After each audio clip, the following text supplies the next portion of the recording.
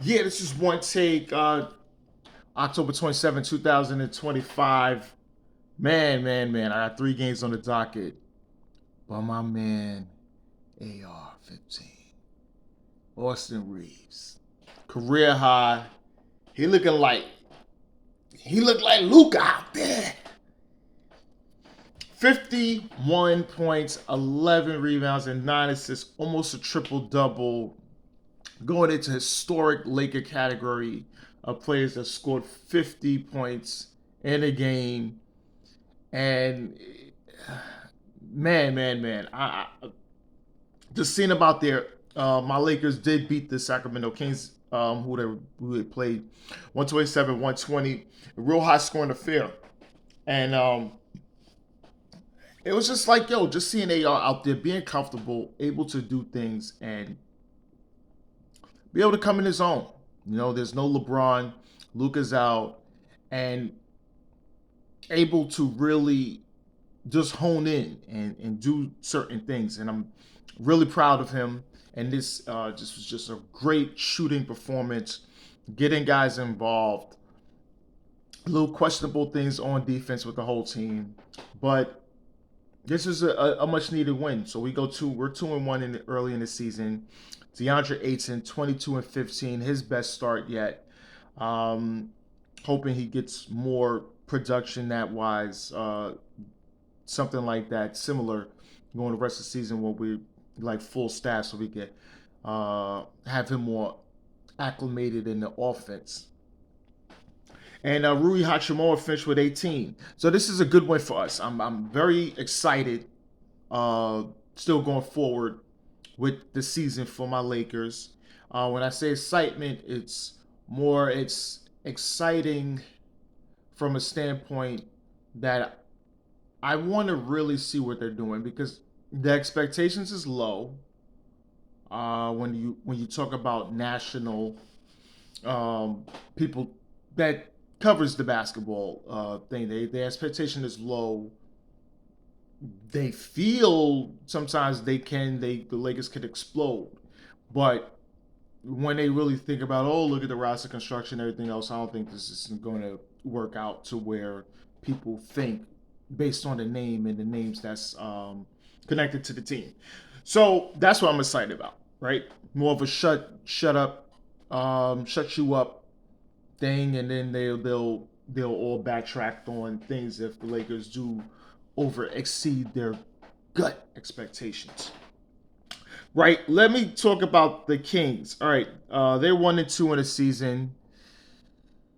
Maybe tough for them. But Zach Levine was really good. He had 32. DeMar DeRozan with 21.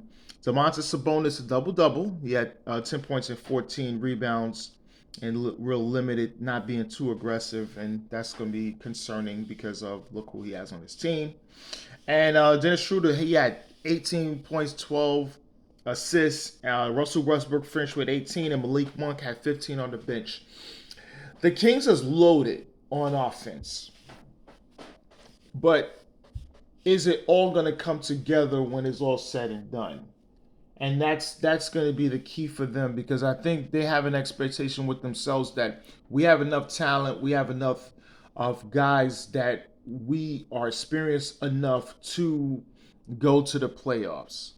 And we have to see because the division is tough, possibly except for the Phoenix Suns, who I think is going to be towards the bottom. But with the Clippers and the Lakers, as well as the Warriors, it's going to be tough. It's going to be tough in for them to fight in that division, especially going up against those teams because those teams is going to be looking to win games. So the Kings going to have their work cut out for them this season. All right, next game of the night is the New York Knicks versus the Miami Heat. The Knicks take a big loss here. Something possibly they could have saw coming, but they did put a good effort. But the Heat was all on them. The Heat is 2-1 on the season. The Knicks is also 2-1. But it was Norman Powell. He was just lights out. He finished with 29. Bam Adebayo 19 points, 13 rebounds. He's starting at power forward this season, ladies and gentlemen, which way he's supposed to be. He doesn't supposed to be at center, 6'9" or whatever. He's just so undersized. Power forward is where he should be because I think he's good enough defensively to roam on the perimeter, and you got Big Kellen Ware in the middle. You know, they dabbled with it, and I think Spoelstra's going to go full board with it, and it may work out for them. And Jaime Jaquez had 17 as well. For the Knicks, Jalen Brunson, he was fabulous in his game. 37. Karl Anthony Towns, 15 points, 18 rebounds. And Mikal Bridges finished with 20. Knicks took a tough loss here. They may get these, but I think the Knicks still trying to really figure everything out under Mike Brown. And that's going to be the test where under Tibbs, they was running something with simplistic offense. High Jalen Brunson screen and roll action, side to side kicks for shots, and that was mainly based on their offense.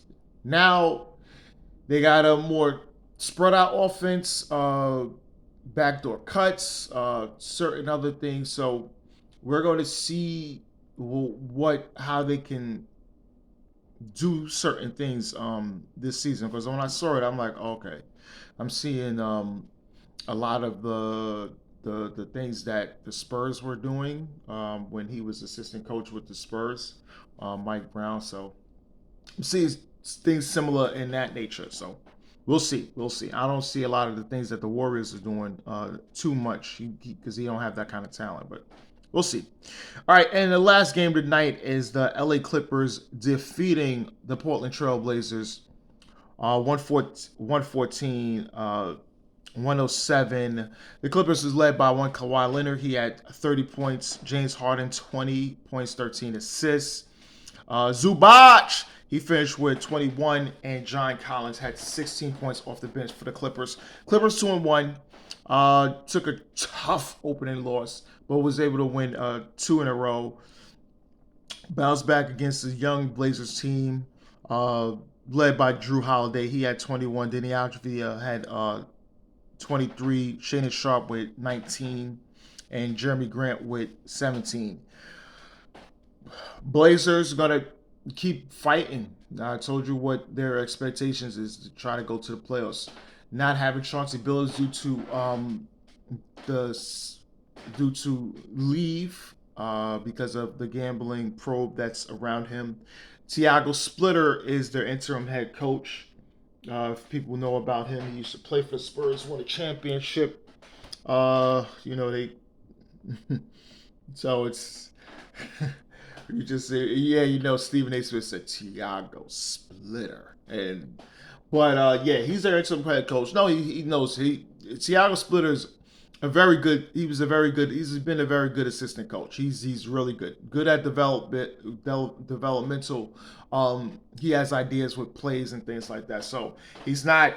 Trust me, don't let what you saw to him as a player. He was a sectional player, but as a coach, he's good. He's good because you wouldn't have him as your lead assistant. Trust me, and that says a lot. So he knows his stuff. All right, but this is NBA One Take's Pretty Boy Laker, and I'm out.